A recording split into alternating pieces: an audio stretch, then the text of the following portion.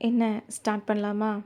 எல்லாருக்கும் இந்த வீடியோ கொஞ்சம் ஃபேவரட் ஆயிடுச்சு. அதனால தான் அதில நம்ம இன்னொரு வீடியோ போடலாம் அப்படின்னு ஸ்டார்ட் பண்ணியிருக்கேன். இப்போ இந்த வீடியோல நம்ம என்ன பார்க்க போறோம் அப்படின்னா, இதுவும் ஒரு தீம் பேஸ்டா உள்ள டயகிராம் தான். நீங்க அப்படியே பார்த்துட்டே வாங்க, கதை கேட்டுட்டே வாங்க. நான் ஒரு சின்னதா ஒரு குட்டி ஸ்டோரி உங்களுக்கு சொல்றேன். இப்போ ஒரு பெண்ணா பிறந்துட்டோம் அப்படின்னா, நம்ம அதில ரொம்ப பெருமைப்படணும், சந்தோஷப்படணும். இப்போ நம்ம நமக்கு மட்டும் தான் 2 வீடு இருக்கு. நம்ம பொறந்த வீட்ட விட்டுட்டு வந்துட்டோம், வேற வீட்டுக்கு போயிட்டோம். அது சொந்தம் இல்ல, இது சொந்தம் இல்ல.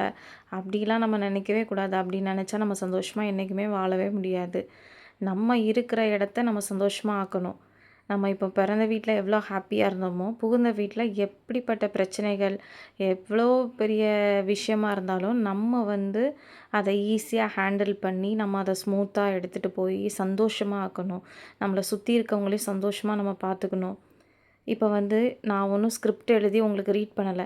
என் மனசுல என்ன தோணுதோ, நான் என்ன ஃபாலோ பண்ணிட்டுருக்கேனோ, அத தான் உங்ககிட்ட ஷேர் பண்ணிட்டுருக்கேன்.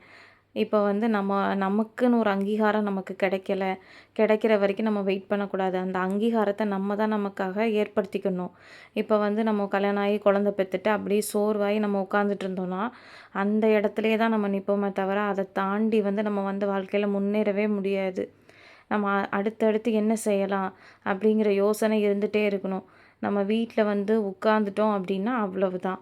நீங்க நல்லா யோசிச்சு பாருங்க. காலையில எந்திரிக்கிறது, சமைக்கிறது, வீட்டு வேலை பார்க்குறது, பாத்திரம் கழுவுறது, துணி துவைக்கிறது, பசங்கள பார்க்குறது, ஹஸ்பண்ட பார்க்குறது, திருப்பி ஈவினிங் விளக்கு பொருத்தி சாமி கும்பிட்டுட்டு, தென் நைட்டு சாப்பாடு பார்க்குறது, இப்படி தான் நம்மளோட லைஃப் ஓடிட்டே இருக்கும்.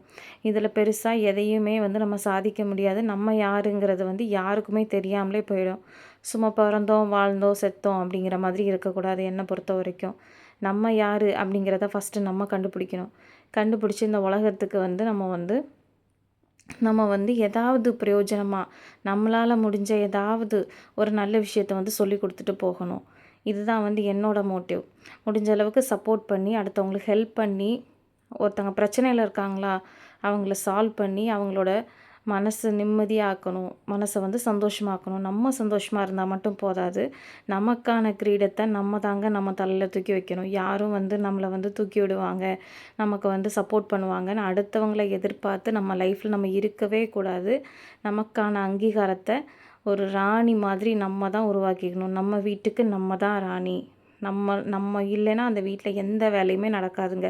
ஒரு ஹவுஸ் ஒய்ஃப் ஒரு 2 நாள் இல்ல அப்படின்னா தான் அந்த வீட்ல இருக்கவங்களுக்கு அவங்களோட அருமை என்னன்னு தெரியும். அப்ப நம்மளோட அருமை என்னங்கிறத நம்ம ஃபஸ்ட்டு புரிஞ்சுக்கிட்டோம் அப்படின்னாலே இந்த விஷயத்துலேருந்து நம்ம வெளியில வந்துரலாம். அதனால நமக்கான அங்கீகாரத்த நம்ம எதிர்பார்க்கக்கூடாது அடுத்தவங்க கிட்ட. அந்த அங்கீகாரத்த நமக்கு நாமளே தான் உருவாக்கிக்கணும். நம்மளோட கிரீடத்த நம்மளே தலையில தூக்கி வச்சுக்கலாம். அடுத்தவங்க வைப்பாங்கன்னு நம்ம வெயிட் பண்ணக்கூடாது. இதுதான் இன்னைக்கு நம்மளோட குட்டி ஸ்டோரியோட மெசேஜ். பிடிச்சிருந்தா லைக் பண்ணுங்கள். உங்களோட ஃபீட்பேக்கை கமெண்ட்ஸ்ல சொல்லுங்கள். என்னங்க எல்லாருக்கும் பின்னாடி சிங்கப்பெண்ணே போகிறேன் சாங்லாம் பேக்ரவுண்டில் கேட்குதா? தேங்க்யூ.